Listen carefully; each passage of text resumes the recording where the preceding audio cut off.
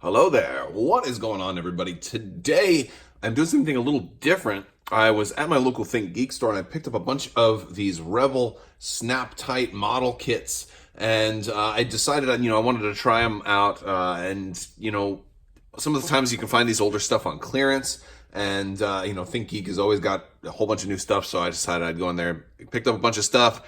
And we're going to check it out and see how well it would look for things like terrain, see what scale they are, because one of the problems with a lot of these miniatures is like they don't, well, especially these model kits, the newer ones don't always tell you what scale they are. And, effectively I'm looking for like a 1 over like 50, 1 over 44, 1 over 54, somewhere in that range. And some of them, a lot of the models are like 1 over 72 or 1 over 144, and those are going to be too small. So I'm looking for somewhere in that 1 to 50 kind of range. That's very, very close to the scale of Star Wars Legion. Just for reference, if you're not familiar with Legion, where our minis are about that big. So we're going to take a look at them, see if we can use any of them for terrain. All right, first up is the First Order Heavy Assault Walker, the ATM-6, or All-Terrain Mega Cannon 6, named for this Mega Cannon on top of it. I want to obviously state the obvious here, right? This is way too small to be used for Star Wars Legion. Also, I do want to point out, if you guys are new here, I am giving away a Star Wars Force Effects lightsaber in the form of a Cool Stuff gift card. There's still time. It's going to run all through the end of the month. So all you have to do is be a subscriber and leave a comment. Let me know which of these is your favorite in the comments below. There's more details for that on Crabbok.com. But yeah, these are actually a lot bigger than the normal AT-ATs or AT-ATs. And just to the closest we've got is a Wizards of the Coast one.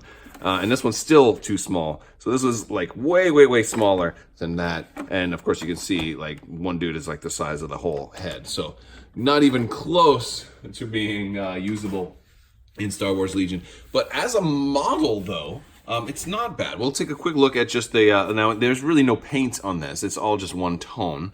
So, if you really wanted to have this set up, you would probably want to, prime it and maybe airbrush it or do something, put a little paint on here. But it's not a bad little model. Like you've got these guns here are actually going to move. The legs are, it's fully articulatable. Even the feet can move. So like something like this, if this was done like maybe 5 times bigger, I could see it being like usable in something like Legion, because like the way they've done this, you can actually pose it on terrain. If it was bigger, you could easily like, oh, you have a hill there? Okay, boom, I'll put the 1 foot up on the hill.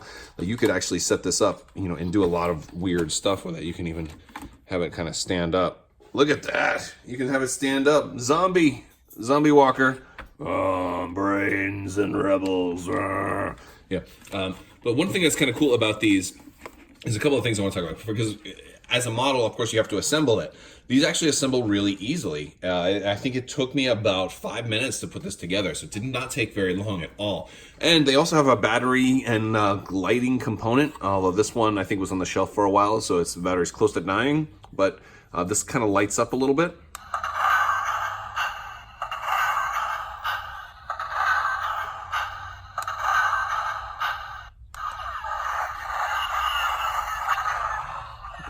So yeah, it's got a couple of different little sound effects, which is kind of cool. But we can't use it for terrain. Even if we had it like downed, it wouldn't be appropriate. So I don't think this one's really usable in Legion. But I do think the model is actually pretty cool now, and it also makes me wish for them to finally make a ground warfare game, because this would be this is the scale I actually want a ground warfare game in.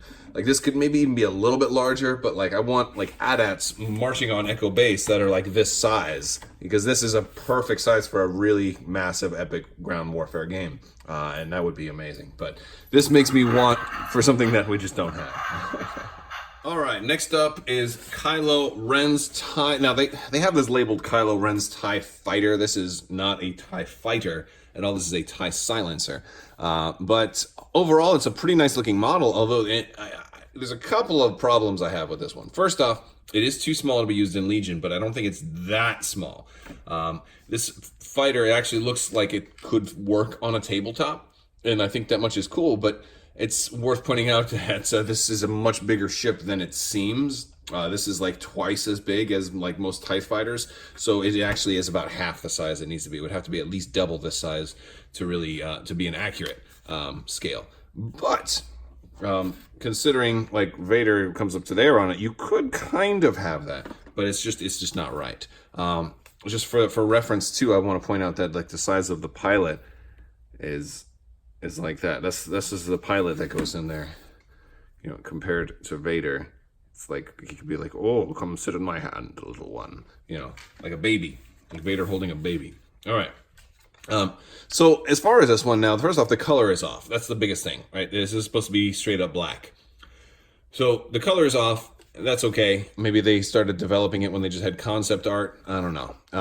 The hatch does open, so that's kind of cool. You can kind of look in there. There is a pilot in here. We do have our lights and sound effects, so we'll go ahead and fire that up.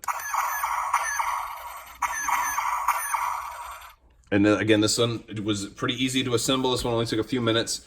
You don't need glue for any of these. They just kind of snap in. So if you wanted to like disassemble them, that would be no problem as well. And there's a couple other things I want to show you with this one. We're going to compare it to some other ones. All right, so now what I've got set up here is I've got actually two of these Revell SnapTite kicks lined up side by side, and then I've got this Disney model from the Disney store. This one is, you know, obviously a lot more accurate, primarily because, well, it's black for one, and the glass is red for two. So it actually has more of an authentic look to it. And that's cool. Now, another cool thing, now the hatch doesn't open on this one, but it opens up here, and then you can actually pull out the pilot, which is a little mini Kylo Ren.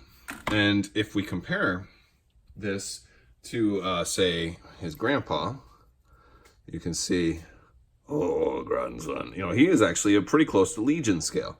So, you know, so this one, you know, it might be a little more, but then, you know, comparing these, the difference isn't that much, right? It's kind of close. So, you know, the scale is a little wonky because this is not even close to being close to the full-size Kylo Ren. So, either way, there's a lot of, you know, you can still use these, but one of the cool things that you might be able to use these for, if you don't want to just set them up and have it like a, you know, like maybe a docking bay or whatever, is you can use them as terrain. And if you just get basically like a hairdryer or a heat gun, you can kind of melt them and put them in a terrain. And I've kind of done that with like a 1/72 scale TIE Interceptor here, which I have done a whole video on this in my Hoth tutorial playlist. But yeah, this one came out really good, and it's still, you know, it's not the right size or whatever, but it works really, really well for crashed terrain. So you know, that much is really, really good. I could see maybe doing something like that with these. All right, next up is a real gem. It's the Resistance Awing, the RZ2 Awing, and this one is actually really, really nice. First off, let's look at like the paint job is actually pretty decent on it. It could use a little bit of a wash in there if you wanted to, you know, dirty it up a little bit. But there's a lot of nice paint work on here, so you really don't have to paint it straight out of the box. If you want it to look really, really nice, you'll probably want to paint it out a little bit more. It's got landing gear in there that can go up or down. It looks like once it's up, though, it might be a little tricky to get out, so I'm leaving the landing gear down. I might even want to pull it apart and glue it permanently down. I'm not sure. And then, of course, for our button work, we can go push this button. Oh, so cool stuff. We've got that going on. Yeah, and then the cockpit also opens up as well. Now, I got two of these as well, and these are just, I think they're perfect. I think they're absolutely perfect because they have pilots that go in them. And these pilots, here, let's pull out Leia. Look, these pilots are like perfectly sized, right? Well, maybe even a little big, both, you know, but if they were standing up, they'd be a little taller. But yeah, this is just like perfect to have. So here you can just see I've lined up a couple of troops on there. I mean, it just feels like it's perfect if you're doing like a Rebel hangar. It's just really, really good. And you can even take these minis and paint them up a little bit if you wanted to put them in. I probably won't put any inside the cockpits. As a matter of fact, you could even put them on a base and have them be like downed pilots. So like or have them tied up like back to back to each other, and so like they're prisoners. Might have to boil a little water a little bit and flatten out the legs. But yeah, that'd be pretty cool. So these are, I think, perfect. These are in like perfect scale. All right, next up is the Poe XWing fighter. Now this actually was from, I guess, The Force Awakens. This is a little older one, but yeah, it's this one is actually a really nice scale as well. It has some interesting features as well. Now there's no lights on this one, but if you push down on BB-8, you get your little sound effects. All right, so let's talk about this one a little bit. What does it do? We've got the cockpit, which opens, which is real nice. And I mean, the paint on this one is really, really good too. Like, not only do we just have, you know, we've got multiple shades. We've got grays and blacks, and we've got like shading in here in the orange, all the different lines and everything. And like really, really good.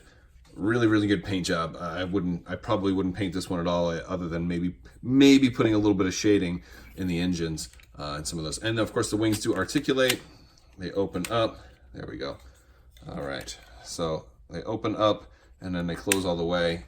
There's landing gear. You can pop these in and pop these off, and then the landing gear in the front goes down, and so you can have it set up just like that. Now, how about the size?